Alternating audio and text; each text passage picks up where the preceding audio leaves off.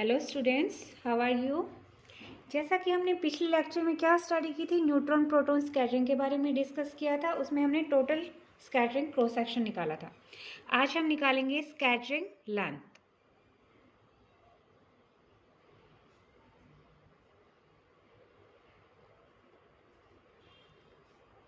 Fermi और martial ये दो साइंटिस्ट थे।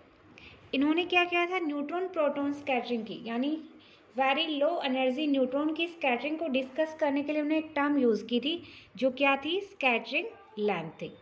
यानी to discuss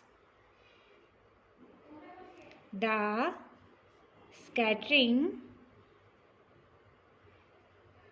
of very low energy neutrons when E tends to 0, that means K tend to 0, Fermi and Marshall introduced a term, scattering length, which is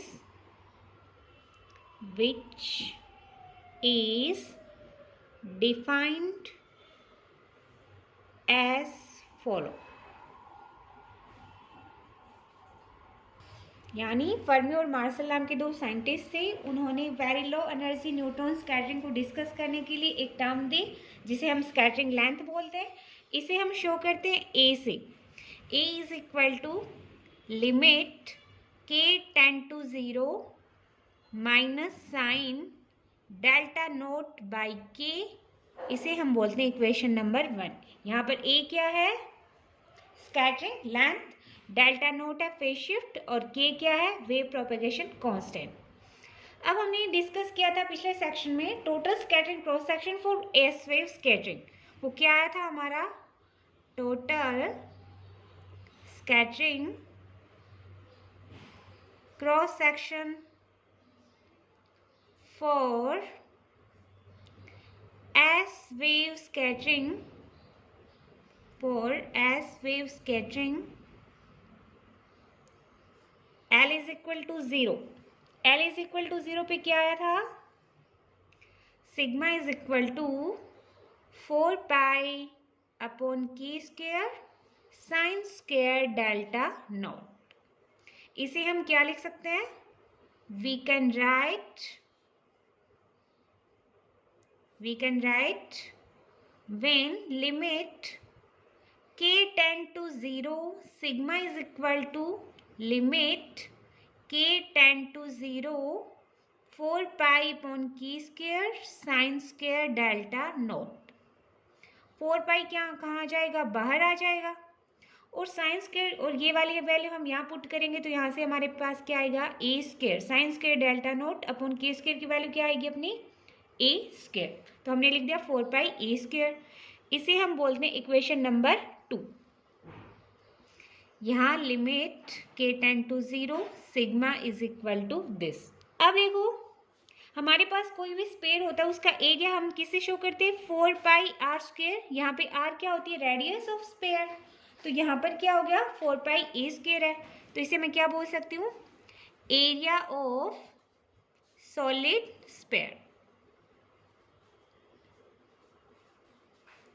अब यहाँ पर ए क्या है, ए का अगर हम ज्योमेट्रिकल सिग्निफिकेंस देखें तो क्या लिख सकते हैं, where a has the geometrical significance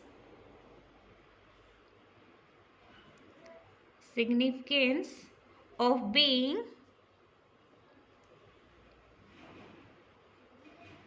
the radius of hard sphere from which a point neutron is scattered।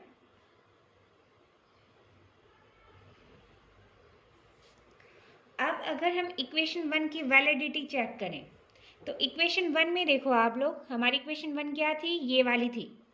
अब हमने क्या माना है कि लो एनर्जी स्कैटरिंग हो रही है, लो एनर्जी स्कैटरिंग हो रही है, तो के किसको टेंड कर रहा है, जीरो को टेंड कर रहा है। अब इस वक्त अगर हम के को जीरो पुट करेंगे तो हमारी जो स्कैटरिंग लेंथ होगी वो क्या आ जाएगी, इनफाइनाइट हो जाएगी।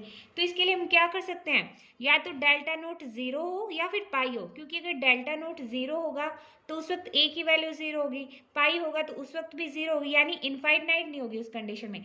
तो इसकी वैलिडिटी के लिए हम क्या करेंगे, डेल्टा नोट या तो जीरो को टेंड करें या फिर पाई को टेंड करें। सो for validity of equation 1, for k tend to 0, delta tend to 0 और pi। अब e 0 को टेंड कर रहा है, k 0 को टेंड कर रहा है, उस कंडीशन में जब डेल्टा 0 होगा, हमें पता है जब थीटा स्मॉल होता है उस कंडीशन में साइन थीटा क्या होता है, अपना थीटा होता है। तो यहाँ से ए हमारा क्या आ जाएगा, माइनस डेल्टा नोट अपॉन के, इक्वेशन नंबर 3। अब देखो हमने जब कल किया था लो एनर्जी के लिए, यानी जब न्यूट्रॉन की एनर्जी 10 मेगा इलेक्ट्रोवोल्ट से कम है, उस वक्त एस वेव स्कैटरिंग क्या कर रही थी, मेजर रोल प्ले करती, क्योंकि इसकी वजह से 91% स्कैटरिंग हो रही थी और पी वेव की वजह से कितनी हो रही थी, 9%। सो हम लिख सकते हैं, so below 10 mega electrovolt only S wave scattering play a major role। तो इसके लिए हम क्या लिख सकते हैं, thus equation for an undisturbed wave, undisturb wave के लिए इक्वेशन क्या होगी,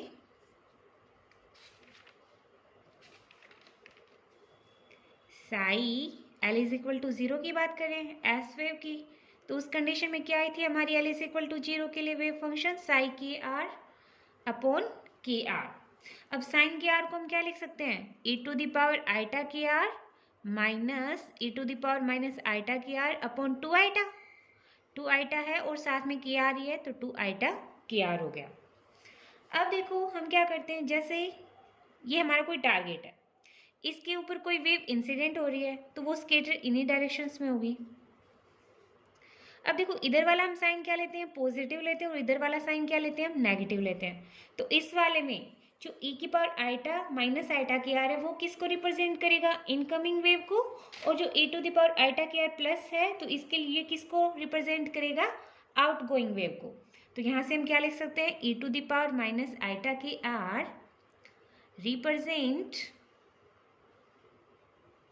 represents incoming spherical wave,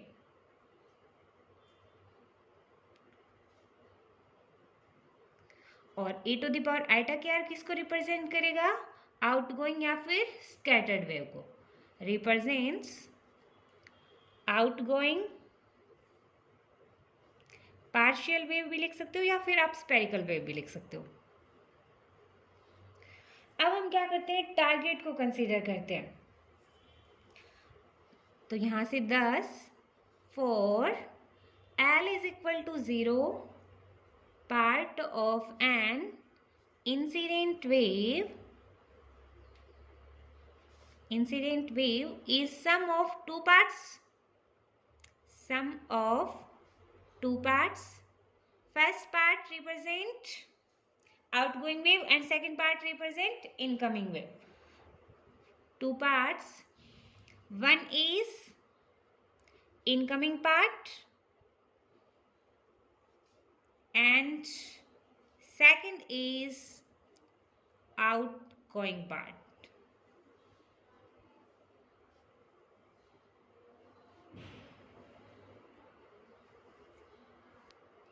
अब देखो हम टारगेट को कंसीडर करते हैं। अब अगर मैं बात करूं लास्ट डिस्टेंस की, यानी अगर हम लास्ट डिस्टेंस की बात करें तो उस वक्त क्या होगा, जो इनकमिंग पार्ट होगा वो तो अनअफेक्टेड रहेगा, अफेक्टेड कौन सा पार्ट होगा, सेकंड पार्ट होगा।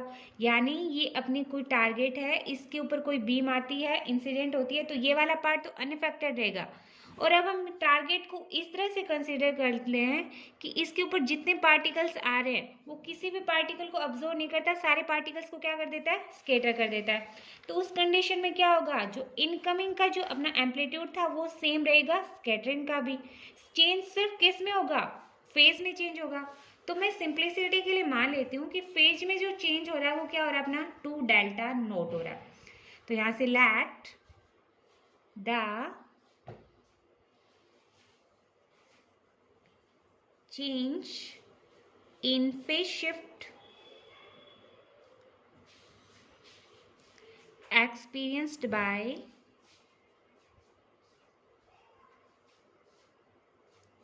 outgoing wave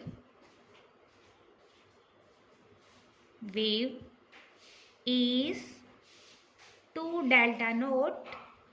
हमने पिछली बार डेल्टा नोट कंसीडर किया था, यहाँ पर मैं सिंप्लिसिटी के लिए 2 डेल्टा नोट ले रही हूँ for mathematically simplicity.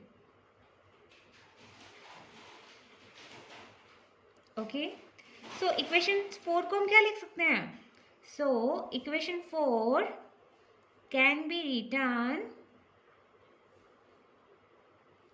as after scattering potential VR is defined as, यानी हमने इक्वेशन 4, देखो ये थी हमारी इक्वेशन 4, यहाँ पर क्या हो रहा है, अपने जो ये वाली तो क्या रहेगी, अनइफेक्टेड रहेगी, इसमें फेज शिफ्ट में चेंज कितना हो रहा है, 2 डेल्टा नोट। तो हम यहाँ पे क्या कर देंगे, 2 डेल्टा नोट और ऐड कर देंगे। तो यहाँ से इक्वेशन 4 हमारी क्या बन जाएगी, psi is equal to e to the power iota k r plus 2 delta naught minus e to the power minus iota k r upon 2 iota k r. Equation 5। अब यहाँ से क्या लेते हैं हम, e to the power iota delta naught को common ले लेते हैं अपॉन के आर। तो यहाँ पर हमारा क्या बचेगा, e to the power iota k r plus delta naught, और इधर से भी क्या बचेगा, माइनस आइटा बाहर लिख दिया, k r plus delta naught upon 2 eta. ये किसका फॉर्मूला हो गया, sign k r plus delta note का। तो यहाँ से लिख दिया e to the power iota delta naught upon k r sine k r plus delta naught. Equation number 6, ये किसको रिप्रेजेंट कर रहा है, total wave function after scattering.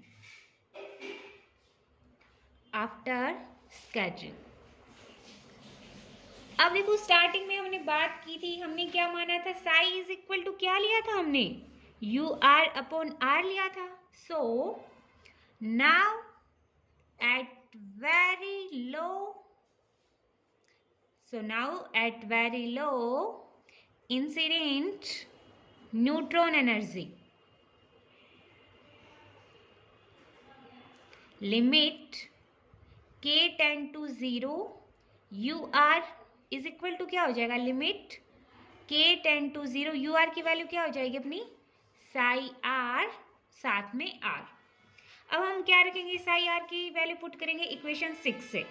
तो वैल्यू पुट करेंगे तो हमारा क्या आएगा, limit k tend to 0 r ऐसे का ऐसा, साई आर की रखेंगे e to the power iota delta naught upon k r sine k r plus delta naught. यहाँ से आर कैंसिल हो गया तो क्या बचेगा, सो आगे क्या आ जाएगा हमारा, limit k tend to 0 u r is equal to limit k tend to 0 1 upon k e to the power iota delta naught sine k r plus delta naught.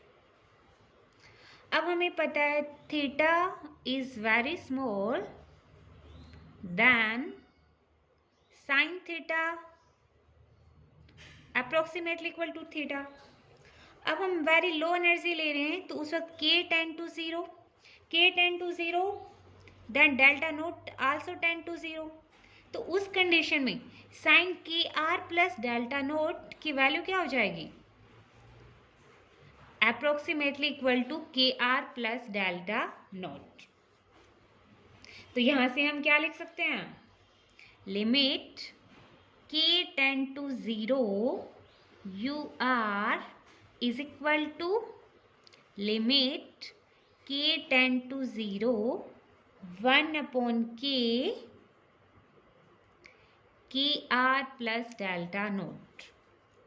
यहाँ से आ जाएगा limit k tend to zero, के R by के बचेगा are और इधर delta naught upon के। अब देखो हमने इक्वेशन 3 में हमारा क्या आया था? a is equal to minus delta naught by k आया था। तो यहाँ से डेल्टा नोट बाई के की वैल्यू क्या आ जाएगी? माइनस के, यानी limit k tend to zero r minus a और इधर है हमारा limit k tend to zero u r. ये इक्वेशन नंबर अपनी हो गई 7 और यू आर यहाँ से क्या आ जाएगा? आर माइनस ए। ये हो गई अपनी इक्वेशन 8। दोनों इक्वेशन क्या बता रही हैं? रिलेशन बता रही हैं पोटेंशियल में और आर में। अब इक्वेशन 8 को देखने पर हमें क्या मिल रहा है? देखो स्ट्रेट लाइन की इक्वेशन क्या होती है? y is equal to m x plus c. अब यहाँ हम m की कंपेरिजन करें, m की वैल्यू क्या अपनी 1 है और c की वैल्यू क्या अपनी माइनस a है। तो यहाँ से हम क्या लिख सकते हैं? thus equation 7 and 8 gives the simple graphical interpretation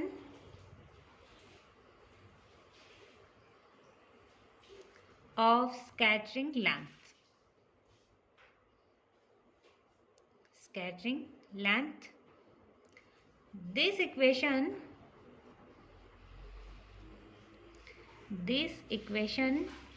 represent a straight line between UR and R, and scattering length A is intersect on the R axis. अब जब भी पॉजिटिव स्कैटरिंग लेंथ होगी तो उस वक्त हमें कौन सी स्टेट मिलती है? बाउंड स्टेट मिलती है। और जब भी नेगेटिव स्कैटरिंग लेंथ होगी उस कंडीशन में हमें कौन सी स्टेट मिलती है? या तो वर्चुअल स्टेट या फिर अनबाउंडेड स्टेट। अब हम इसका ग्राफिकल रिप्रेजेंटेशन और देख लेते हैं। Graphical interpretation.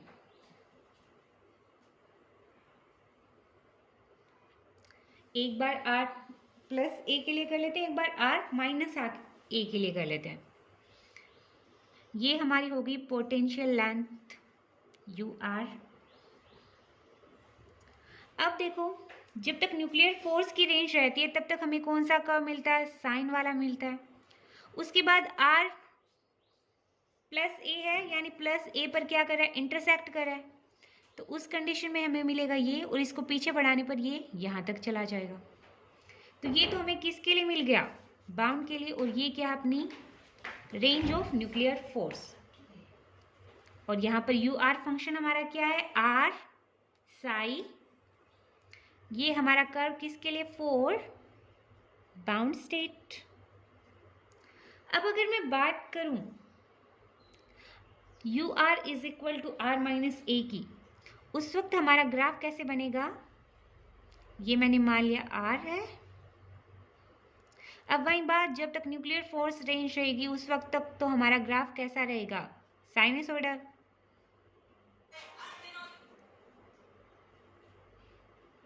यू आर, अब देखो ये किस पर इंटरसेक्ट कर रहा है ग्राफ, आर माइनस ए पे, तो ग्राफ किस तरह से जाएगा हमारा, ये ग्राफ फिर सीधा चला जाता है और इसको पीछे बढ़ाते हैं तो ये किस पे मिलता है, माइनस ए पर। तो ये मिल गए हमारे आर प्लस ए और आर माइनस ए के ग्राफ, ये मिलता है अपन को अनबाउंडेड स्टेट के लिए, और ये किसके लिए मिलता है, बाउंडेड स्टेट के लिए। सो आज का हमारा टॉपिक हुआ कंप्लीट। आज हमने क्या पढ़ा, स्कैटरिंग लेंथ पढ़ी।